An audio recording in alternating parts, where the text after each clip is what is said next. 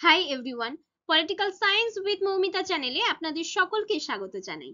আজকের এই ভিডিওতে আমরা আলোচনা করব সেকেন্ড গ্রেড ডিবেট বা দ্বিতীয় মহাবিতর্ক সম্পর্কে। তাহলে চলুন শুরু করা যাক। বন্ধুরা, চোখ বন্ধ করে এক মুহূর্ত কল্পনা করুন, আপনারা একটা কলেজ ক্লাসে বসে আছেন। চারপাশে হইচই চলছে, গরমাগরম তর্ক। কেউ বলছে ইতিহাস, দর্শন আর অভিজ্ঞতার মধ্যেই আসল জ্ঞান লুকিয়ে আছে। আবার কেউ চেঁচিয়ে উঠছে, না না, পরিসংখ্যান, ডেটা, সার্ভে ছাড়া কোনো সিদ্ধান্ত নেওয়া যায় না, কোনো কিছু প্রমাণ হয় না।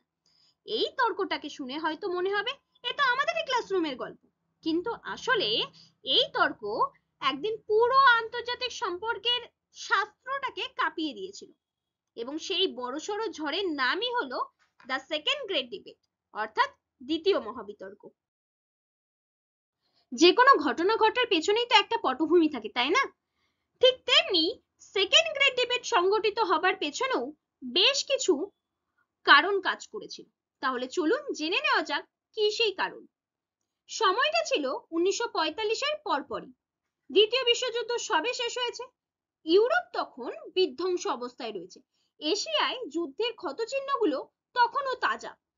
ঠিক সেই সময়ে একটা বড় প্রশ্ন উঠল যে আন্তর্জাতিক সম্পর্ক কি শুধু ইতিহাস, দর্শন আর কূটনৈতিক ব্যাখ্যায় সীমাবদ্ধ থাকবে, নাকি এটাকে একেবারে আধুনিক বিজ্ঞান বানানো হবে, যেখানে থাকবে ডেটা, পরিসংখ্যান, সার্ভে আর বৈজ্ঞানিক প্রমাণ। এই প্রশ্ন থেকে শুরু হলো এক অসাধারণ বিতর্ক, যাকে আমরা আজকে বলি দ্য সেকেন্ড গ্রেট ডিবেট। বিতর্ক মানে সেখানে দুটো পক্ষ থাকবে। তাহলে আমরা আগে জেনে নিই যে এই ডিবেটটা কোন দুটো মতবাদের মধ্যে হয়েছিল, কারা ছিল সেই পক্ষে আর বিপক্ষে। দেখুন, সেকেন্ড গ্রেট ডিবেট মূলত সংগঠিত হয়েছিল ট্রেডিশনালিস্ট ভার্সেস বিহেভিয়ারালিস্ট, অর্থাৎ ঐতিহ্যবাদী তাত্ত্বিক এবং আচরণবাদী বা সায়েন্টিফিক তাত্ত্বিকদের মধ্যে। আমরা একে একে জেনে নেব যে ঐতিহ্যবাদী তাত্ত্বিকরা কিভাবে নিজেদের যুক্তি উপস্থাপনা করেছিলেন, এবং পরবর্তীকালে আমরা এটাও দেখে নেব যে বৈজ্ঞানিক তাত্ত্বিকরা কি বলেছেন। তাহলে চলুন ঐতিহ্যবাদী তাত্ত্বিকদের বক্তব্য দিয়ে শুরু করা যাক।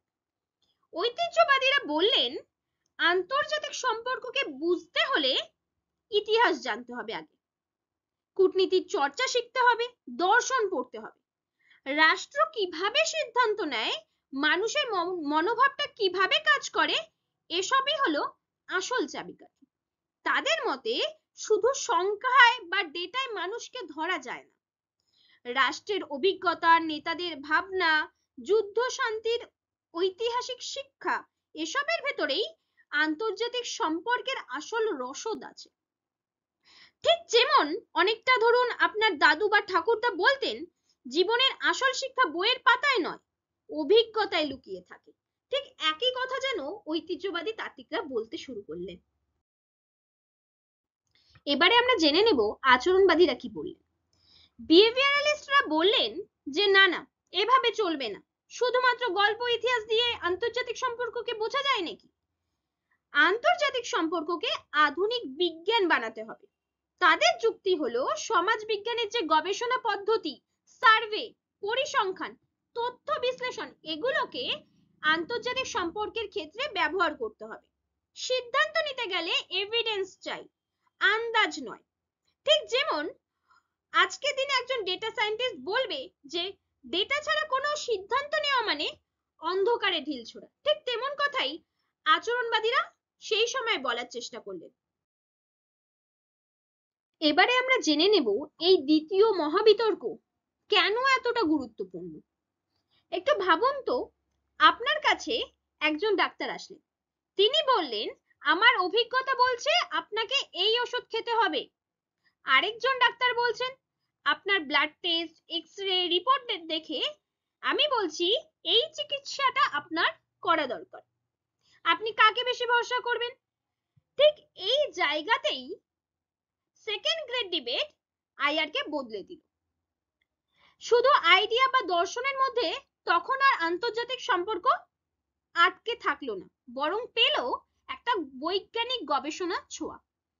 এটাকেই অনেকে বলেন মেথোডোলজিক্যাল রেভলিউশন। কিন্তু শেষমেশ কি হলো জানেন? বিহেভিয়ারালিস্ট বা আচরণবাদীরা প্রমাণ করলেন যে ডেটা, প্রমাণ, বৈজ্ঞানিক পদ্ধতি ব্যবহার করলে আন্তর্জাতিক সম্পর্ক আরো বেশি নির্ভরযোগ্য হয়। আর ট্রেডিশনালিস্টরা মনে করিয়ে দিলেন মানুষকে শুধু সংখ্যায় মাপা যায় না, তার অভিজ্ঞতা, মূল্যবোধ, ইতিহাসও ভীষণ ইম্পর্টেন্ট। যদি একটা এক্সাম্পল দিয়ে বোঝানোর চেষ্টা করি তাহলে এটা অনেকটা সেই রকম যখন ক্লাসে কেউ বলে পাওয়ার পয়েন্টই আসল, পাওয়ার পয়েন্ট স্লাইড দেখলে আমরা অনেক কিছু বুঝতে পারি। আবার কেউ কেউ বলে স্পিকারের বাচনভঙ্গি, বোঝানোর স্টাইলটাই হচ্ছে আসল। আসল সত্যিটা হলো দুটোই দরকার। ঠিক তেমনি আন্তর্জাতিক সম্পর্কের ক্ষেত্রেও দরকার হলো অভিজ্ঞতার জ্ঞান প্লাস বৈজ্ঞানিক পদ্ধতির ভারসাম্য। তাহলে বন্ধুরা, আজকের এই সেকেন্ড গ্রেড ডিবেট বা দ্বিতীয় মহাবিতর্ক আমাদের কিন্তু খুব সুন্দর একটা শিক্ষা দিয়েছে। কি সেই শিক্ষা? আমরা আজকে জানতে পেরেছি যে আন্তর্জাতিক সম্পর্ক কেবলমাত্র ইতিহাস বা দর্শনের পাঠ নয়, আবার নিছক বিজ্ঞানও নয়। তাহলে এটা কি? এটা হলো একটা অসাধারণ মিশ্রণ, মানবিক অভিজ্ঞতা প্লাস বৈজ্ঞানিক প্রমাণের দারুণ একটা সমন্বয়। এখন আমি আপনাদের একটা প্রশ্ন করে আজকের ভিডিও শেষ করতে চাই। যদি আপনারা শিক্ষক হতেন তাহলে আইআর শেখাতেন বেশি দর্শন দিয়ে নাকি বেশি বিজ্ঞান দিয়ে? কমেন্টে লিখে জানাতে ভুলবেন না। আমি আপনাদের উত্তর পড়তে মুখিয়ে থাকবো। থ্যাংক ইউ সবাইকে।